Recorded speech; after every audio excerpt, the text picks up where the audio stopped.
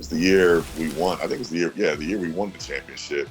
We Mοχάμεντ Αλί had become a fan of us.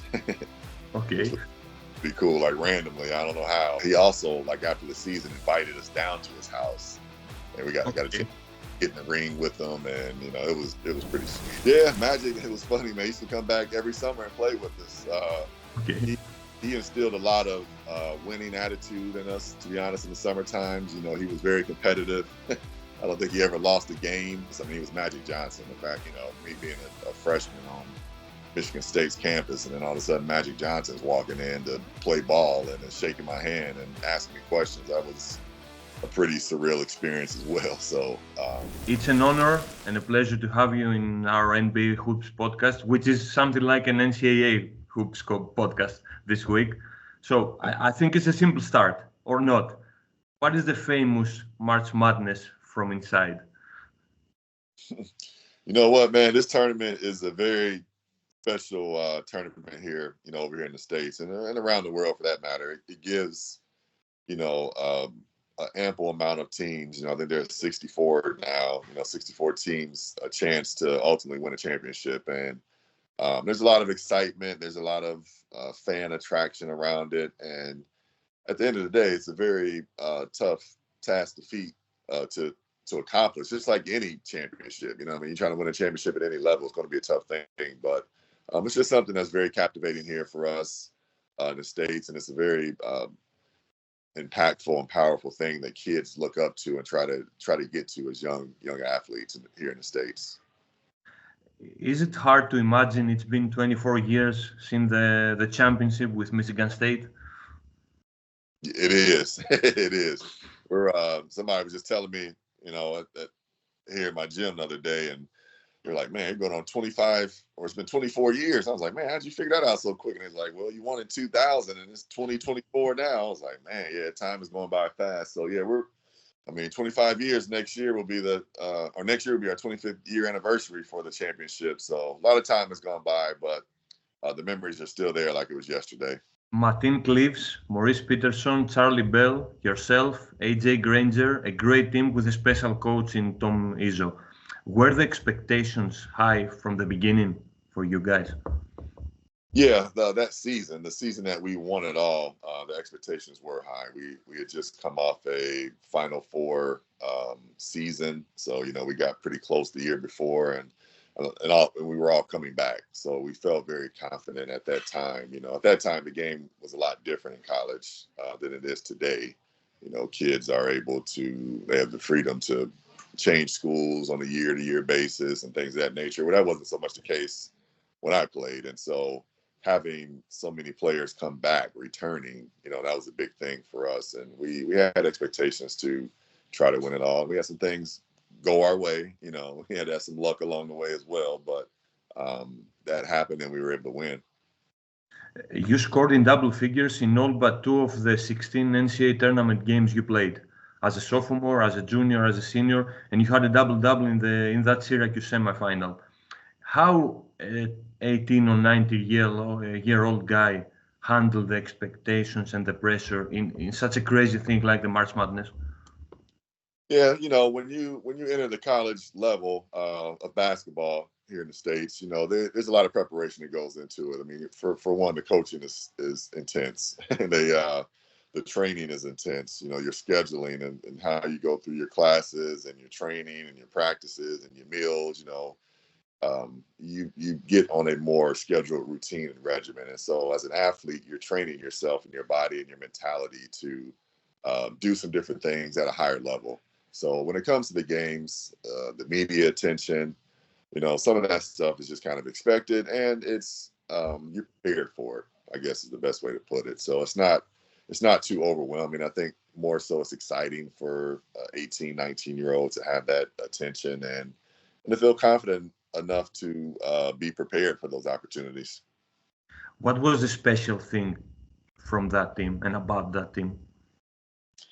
I would say our chemistry. I mean, if you look at most championship teams, again, at any sport, any level, chemistry plays a huge part in that. I mean, obviously you need special players to step up and do things in special moments, but having teams that really believe in each other, rely on each other, depend on each other, like each other. Despite what you may see watching sports, not all teammates like each other. And that was something that was special for us. And like I said, we still carry that over 24 years later. We're still, engaged with each other in a different aspect. Now we have families and kids and things of that nature, but the love and the appreciation for each other is still there. Do you have any favorite or memorable moment of those days?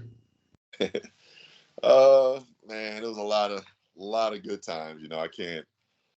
It's hard to really pick. One of my favorite, so the year, let me see, it was the year we won. I think it was the year we won the championship. Mοχάμεντ Alí had become a fan of us. Okay. Pretty cool, like randomly. I don't know how. He had a place kind of in Michigan.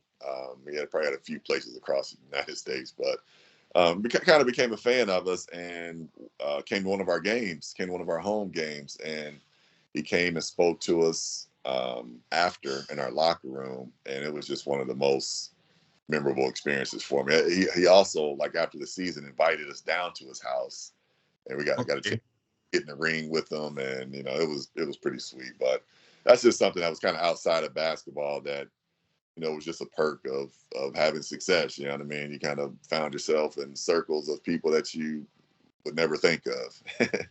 That's a March Madness, right? That's just March Madness for sure. You brought the second title in campus after Mátζik Джόνσon's triumph in '79 against Larry Bird. We know Mátζikk is an outspoken person. Did he had any sort of role in your success? Did he visit the team or something like that? Yeah, Mátζikk, it was funny, man. He used to come back every summer and play with us. Okay. He instilled a lot of winning attitude in us, to be honest, in the summer times. He was very competitive. I don't think he ever lost a game, whether that was his skill set or him just calling a foul until he won the game. But he was a very competitive player, and it really instilled a competitiveness in our team. I would say, 2 or 3 times a summer, at least, he would come back and play some open runs with us. And he came to a handful of games throughout the season. So he was definitely an impactful person just from his pure status. I mean, he was Mátζikk Джонсон. The fact, me being a freshman on Mίσিγκαν State's campus, and then all of a sudden Mátζikk Johnson's walking in to play ball and is shaking my hand and asking me questions. That was a pretty surreal experience as well. So, he definitely had an impact on me and our team. Do you think that the differences, if there were any, or there are any, between college basketball and European style remain the same 2 dozens of years later? Yeah, I do. I think there's still a lot of similarities in the game. For one, the passion behind the sport itself. The fan bases are pretty pretty intense in both sides in a different way, but very passionate behind their teams, and it spills outside of the games. You know what I mean? You see it in the communities and the neighborhoods and things of that nature. So there's a lot of similarities just in the attraction of the sport. The play itself, I still think there's a lot of similarities in just the physicality of how the game is played. It's not as open, let's say, as the NBA is. The NBA seems to be a lot more open, the floor play and the style of play. So a lot of similarities for sure, but still two different styles of play. Is there any misconception the Americans have for European basketball then or now?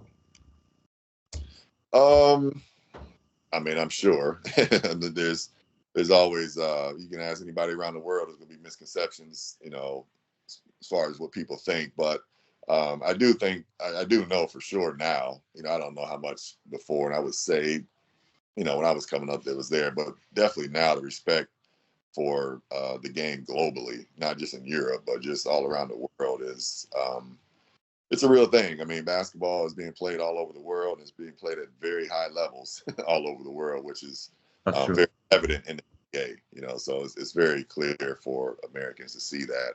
And the respect is there. The different styles of play that come from different parts of the world is also pretty evident as well. And it's just cool to see. It's a really great sport, and It brings a lot of people together, and I'm just glad that I could be a part of it.